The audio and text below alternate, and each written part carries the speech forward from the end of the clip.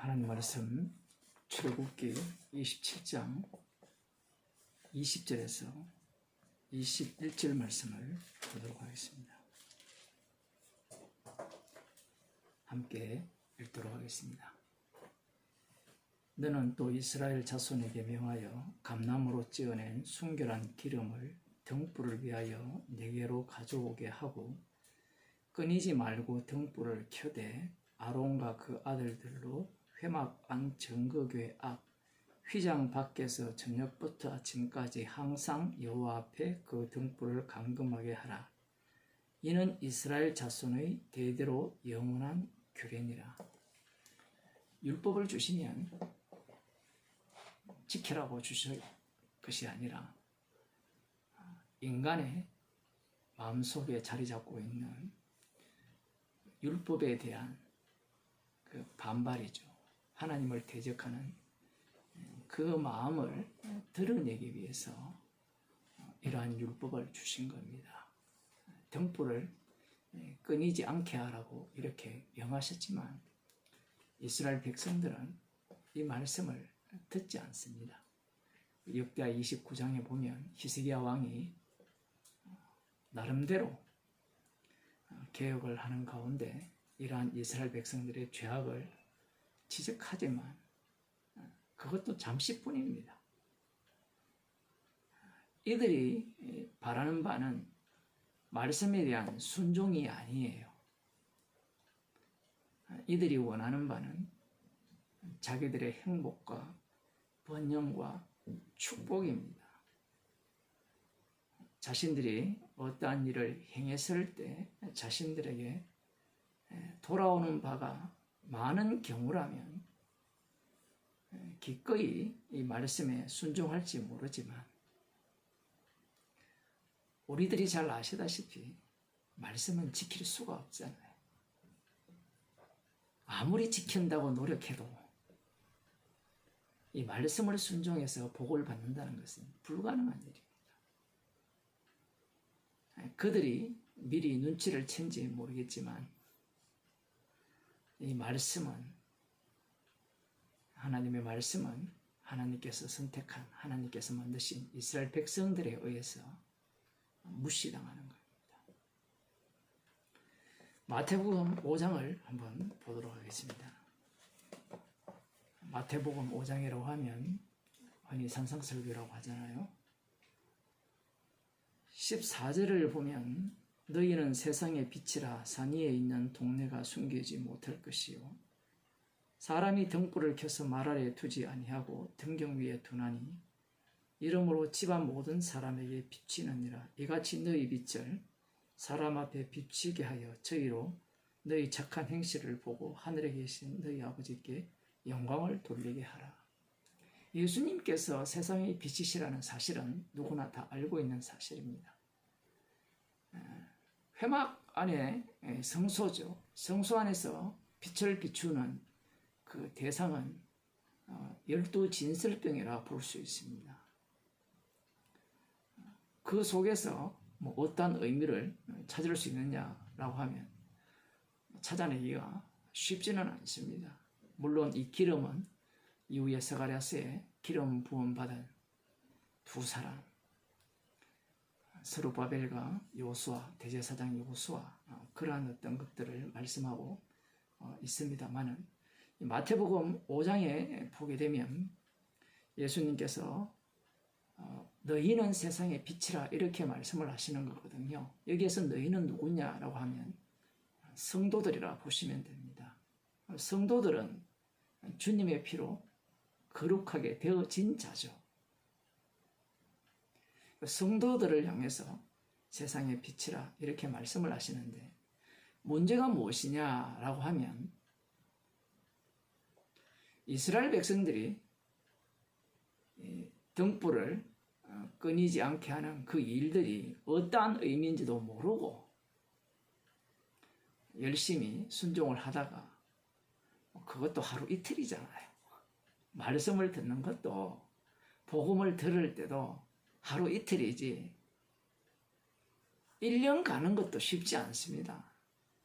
매일 이 불을 이제 저녁 해질 때부터 아침까지 불을 꺼지지 않게 한다는 것이 처음에야 두렵고 떨림을 할지 모르지만 어쨌든 시간이 지나면 습관화되고 습관화되면 별거 아닌 것처럼 여겨지게 되고 아무튼 그런 식으로 이렇게 사람들이 생각할 수밖에 없는데 지금 예수님께서 너희는 세상의 빛이라 이렇게 말씀을 하셨을 때 이 말씀의 의미를 어떤 식으로 이해하고 해석을 하느냐라고 할 때는 꼭 예수님을 십자가에 못 박아 죽인 이스라엘 방식으로 바리새인과 서기관 방식으로 해석을 한다는 사실입니다. 누가? 예수님을 믿는다고 하는 사람들이죠. 목사들이나 교인들이 이 말씀을 그런 식으로 이해를 하는 겁니다. 자신들은 이 구약 이스라엘 백성들과 달리 예수님의 말씀을 아주 진지하게 듣고 이 말씀을 가볍게 여기지 않는다라는 겁니다. 말씀을 읽어보면 너희는 세상의 빛이라 산 위에 있는 동네가 숨기지 못할 것이요. 이 동네라고 되어 있으니까 우리들이 조금 오해할 수 있는데 폴리스죠. 폴리스, 이 고대 국가의 도시들이 산 위에 많이 건립되었고 이 예루살렘만 보더라도 이 예루살렘 자체가 해발 한 760m 정도 됩니까? 그 위에 도시가 건설되었죠. 아테네도 마찬가지고요. 고린도도 마찬가지고요. 이 너희는 세상의 빛인데 이 산 위에 있는 동네가 자기를 숨기지 못할 것이라. 빛이 비치면 그들의 모습이 낱낱이 이 빛에 의해서 드러날 것이라는 말씀을 하시는 겁니다. 이걸 뭐 거꾸로 보게 되면 깜깜한데 빛이 이렇게 비춰지게 되면 어느 누구나 다 그 빛을 보게 되는 그런 것도 포함한다고 볼 수 있고요. 두 번째 비유가 등불을 켜서 말 아래 두지 않는다. 이 등을 켜서 통을 이 바가지 같은 통 아래에 숨기기 위해서 등을 켜는 목적이 아니다. 깜깜할 때 등을 켜는 이유는 집안을 밝게 비추기 위해서 등을 켜는 거지 않느냐. 그래서 등경 위에 두어서 집안 모든 사람들에게 비치게 하기 위해서 등불을 켜는 것이다 라고 예수님께서 말씀하고 계십니다. 두 가지 비유가 같은 겁니다. 하나는 도시에 대한 말씀이고 다른 하나는 집안에 대한 말씀인데 그러시면서 예수님께서 이렇게 말씀하십니다. 이같이 너희 빛을 사람 앞에 비치게 하여 사람들에게 다 비치게 하여 저희로 너희 착한 행실을 보고 하늘에 계신 너희 아버지께 영광을 돌리게 하라 이렇게 말씀을 하셨어요. 이 말씀을 보게 되면 빛이 무엇이냐라고 보게 되면 너희 착한 행실이 되는 겁니다. 그래서 많은 사람들이 이 산상설교를 천국에서 살아갈 삶의 그 원리다 뭐 이렇게 이야기를 하는데 과연 그러한 해석이 옳으냐는 겁니다. 여기에서 착한 행실이 무엇이냐 라고 우리가 질문을 먼저 던져야 되겠죠. 착한 행실이라고 하면 세상의 윤리 도덕이 아니라 이 성경을 아는 사람들은 율법이 될 수가 있고요. 율법은 뭐 구약에 대한 율법이라 하면 신약에는 예수님의 말씀대로 순종하는 것이 착한 행실이다 라고 이렇게 생각할 수 있는 겁니다. 마치 심령이 가난한 모습, 애통하는 모습, 온유한 모습 뭐 그러한 것들 타인이 보기에 괜찮아 보이는 그러한 모습이 착한 행실이라 이렇게 이해를 할 수 있겠죠. 많이 그렇게 해석을 합니다. 그래서 이 산상설교를 읽어보고 들어보게 되면 결론이 다 법으로 나와요. 법으로. 그러나 산상설교든 성경 전체든 이 말씀은 예수님의 자기 소개서입니다. 예수님께서 지금 자기 자신을 증거하고 계신 거예요. 자기 자신에 대한 증거가 이후에 예수님께서 십자가 지시고 주가 되셔서 성령을 이렇게 부어준 자들에 의해서 예수님이 자기 자신을 증거하시는 겁니다. 그래서 이 말씀을 우리들이 먼저 예수님께 적용해 보면 예수님이 나는 세상의 빛이라 이렇게 말씀을 하셨거든요. 그런데 그 빛의 모습이 그 빛을 세상에 비추었을 때 사람들이 알아봤느냐라는 겁니다. 아무도 몰라봤죠. 알아보는 사람 한 사람도 없었습니다. 율법 전문가들도 못 알아봤죠. 도시에뿐만 아니라 가정에까지 예수님께서 빛을 비추셨지만 그 어느 누구도 알아보지 못했고요. 그리고 예수님의 착한 행실은 어떤 행실이 착한 행실입니까? 예수님은 자신의 살과 피로 생명을 주시고 인자됨을 인하여 심판하는 권세를 가졌다라고 소개를 하셨습니다. 예수님의 착한 행실은 십자가에 못 박혀 죽으심이에요. 이 말씀을 육에 속한 인간들이 무슨 수로 알아듣고 이해할 수 있겠습니까? 못 알아듣죠. 그럼에도 불구하고 산상설교를 하면 성령을 빼버리고 십자가를 증거하는 것이 아니라 성령도 필요 없고 십자가도 증거하지 않고 하나님 나라에서 우리가 어떤 삶을 살아야 되는가를 가르친다라는 사실입니다. 그러니 이 말씀 자체를 통해서 인간들은 오늘날 교회나 목사들은 스스로 빛이 아님을 드러내고 있다라는 사실이에요. 예수님의 그 착한 행실을 통하여서 아버지께 하나님께 영광을 돌린 인간들이 있느냐라고 할 때는 아무도 없죠.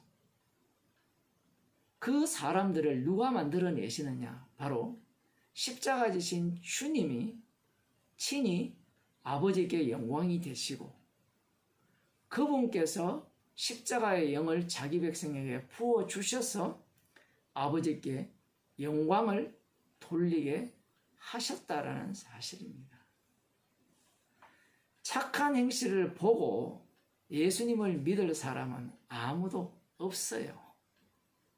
착한 행실이지만 이 땅의 언어로서의 착한 행실과 예수님의 말씀으로서의 착한 행실은 전혀 다르죠. 이 땅의 언어는 말이고 예수님의 말씀은 말씀이 되기 때문에 그렇습니다. 그러니 너희는 세상의 빛이라 했을 때 이 빛의 모습은 이 세상에서 어떠한 모습인가? 말씀을 듣는 여러분들도 한번 스스로 이렇게 생각을 한번 해보시기 바랍니다. 세상에 빛이라 했을 때 빛의 모습은 과연 어떨까?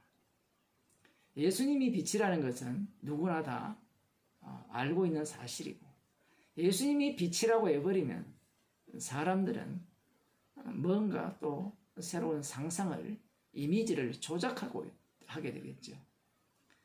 예수님께서 빛으로서 빛을 비쳤을 때 이 빛이 된 인물들이 성경에 상당히 많이 나오는데 그 중에 이 빛의 모습을 가장 잘 보여주는 사람 중 한 사람을 제가 소개하자면 거지 나사로입니다. 거지 나사로야말로 이 빛의 모습, 빛이란 것이 도대체 어떠한가를 제대로 보여준다는 사실이에요. 많은 사람들이 이런 이야기를 하거든요. 우리는 죄인이기 때문에 빛으로 살 수가 없지만 우리는 빛을 받아서 빛을 반사하는 거울과 같은 존재다. 그게 바로 성도다. 얼핏 들어보면 맞는 말 같은데 빛을 비추는 거울은 가치가 있고 설모가 있어요. 그러나 나사로는요, 설모가 없습니다. 주님이 이 땅에 오셨을 때 죄인을 부르러 오셨거든요. 또 한 인물을 소개하자면 창기입니다. 예수님께서 찾아가신 그 창기야말로 빛다운 모습을 제대로 보여주는 거예요. 그런데 어느 누가 나사로를 보고 예수님을 믿겠습니다. 어느 누가 창기를 보고 예수님을 믿겠습니다라고 할까요? 나사로가 완전히 바뀌어서 거지의 행세를 벗어나서 로또에 당첨되든지 지나가는 부자에 의해서 구제를 받아가지고 예수 믿는 자다운 그러한 모습을 보인다면 빛이라 하지 않겠습니까? 창기도 마찬가지죠. 창기가 과거의 생활을 다 버리고 새로운 삶을, 새로운 생명을 얻었으니까 새로운 생활을 산다면 빛의 모습을 보여준다라고 생각하고 예수님을 믿겠다라고 하겠죠. 교회에 사는 간증들이 다 이런 식의 간증이죠. 그렇게 간증을 한다면 도대체 그 사람이 뭘 이야기하고 뭘 증거하겠습니까? 내가 이렇게 과거에는 창기였는데 이제는 내가 이렇게 훌륭한 사람이 되었습니다. 여러분, 예수님을 믿는다면 과거의 행실을 버리고 저처럼 전혀 다른 새로운 삶을 사시기 바랍니다. 여기에 무슨 십자가가 나옵니까?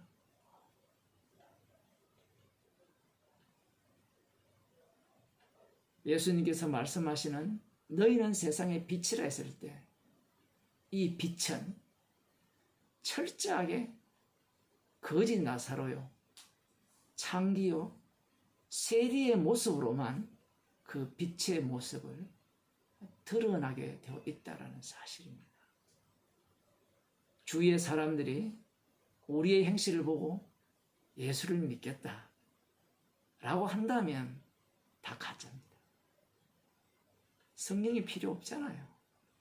주님의 죽으심이 필요 없게 만드는 겁니다. 예수님의 말씀은 예수님께서 십자가에서 친히 다 이루시는 말씀입니다. 그 말씀 속에 성도가 참여되어 있고 동시에 착한 행실을 보고 아버지께 영광을 돌리는 자를 주님이 친히 찾아내시는 거예요.